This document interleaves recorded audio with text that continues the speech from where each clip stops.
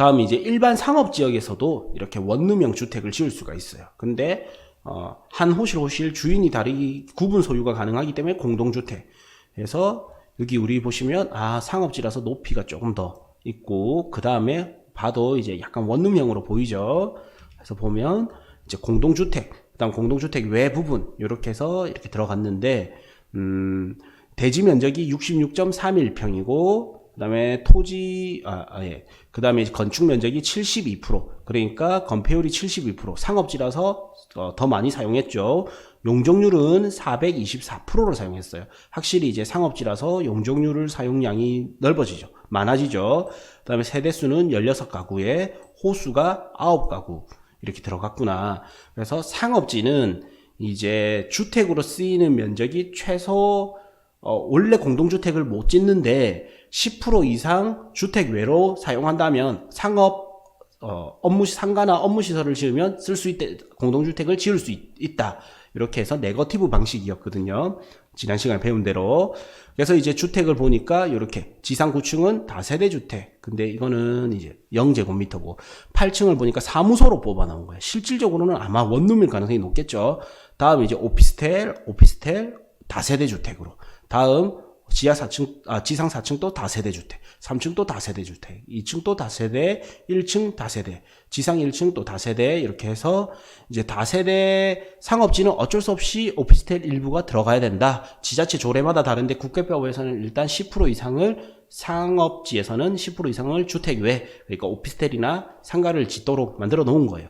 그래서 여기 보면 주는 공동주택이지만 외이 이게 이제 사무소와 오피스텔이 되는 거예요. 그래서 주 용도는 공동주택이고 외이 해서 사무소와 오피스텔이 들어갔구나.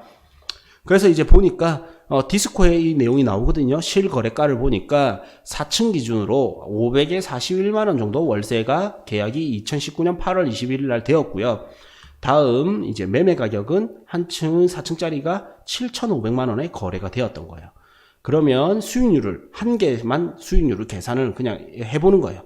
그래서 41만원에 곱하기 12 하면 연수익이 나오죠. 그 다음에 보증금, 여기서 뭐 대출이자 이거는 뺐어요. 이게 사실 더 정확한 거단 말이에요. 대출이 끼게 되면 사실 금리나 개인 신용도에 따라서 금리가 달라지고 그거에 따라서 수익률이 달라지거든요. 보통은 저금리 시에 대해서는 대출을 끼게 되면 수익률이 높아지게 됩니다. 어쨌든 이렇게 해서 보니까 수익률이 7% 정도 나왔단 말이에요.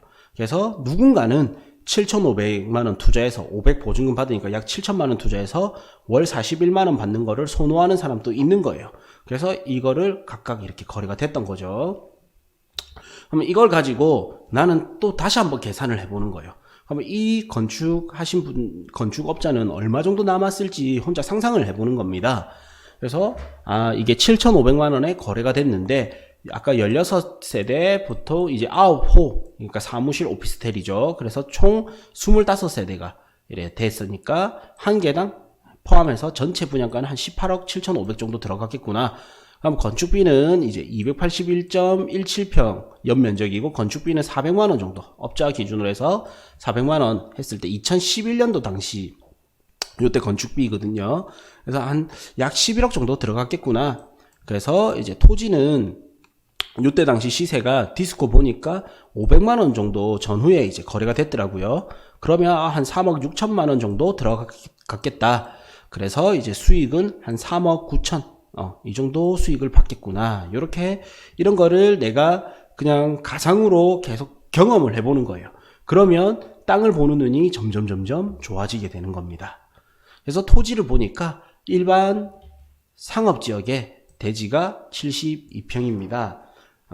그래서 이제 보면 상업지역에 72평 땅이면 요런 건물이 들어갈 수 있고 요런 형태로 해서 다시 일어나는구나. 그래서 누군가는 이제 우리는 토지 투자니까 72평의 상업지 땅에 어떤 게 들어가고 업자는 어떤 땅을 사겠다 이걸 보지만 업자는 다시 72평의 땅을 사서 이렇게 원룸 오피스텔 넣어서 한 개씩 공동주택이니까 한 호실씩 매각을 했구나. 공동주택 중에 이제 아파트로 들어가죠. 뭐 요 형태인데 이게 건축물 상에서는 아파트인 거예요.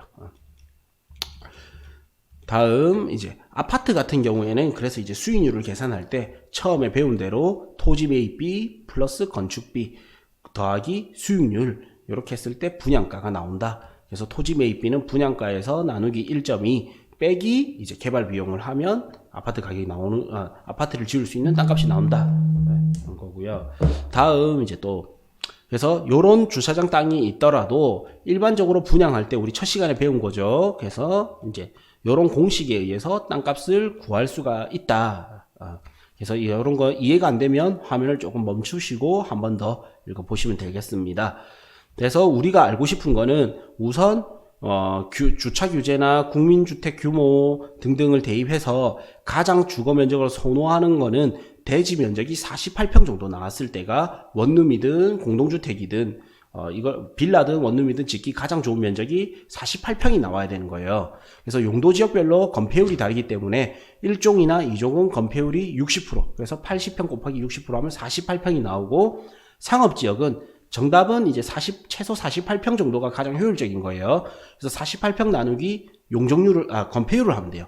그래서 일반 상업지역은 60평에 80평을 곱하면 48평이 나오고, 계획관리지역은 120평에 건폐율 40%를 하면 48평이 나와요. 그래서 원룸을 조금만 지어본 사람만 하더라도 계획관리지역 땅이 100평이면 조금 작아요 이러는 거예요. 자연 녹지 지역은 건폐율이 20%니까 240평을 사야 되는 겁니다. 그래서 200평의 땅이라도 녹지 지역이면 작은 게 되고, 요런 주거지 상업지 계획관리 지역이면 땅이 큰 땅이 돼버리는 거예요. 100평의 땅이라도 상업지나 주거지역이면 적절한 게 되는데, 계획관리지역이나 녹지지역은 땅이 작은 게 되는 거예요. 녹지지역에 100평이라면 매우 더 작은 게 되는 겁니다.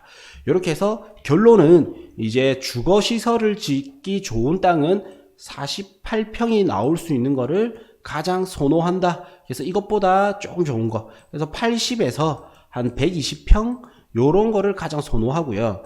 250평이 돼버리면 아까 연립주택이라든지 요렇게 가버려야 되는 거예요.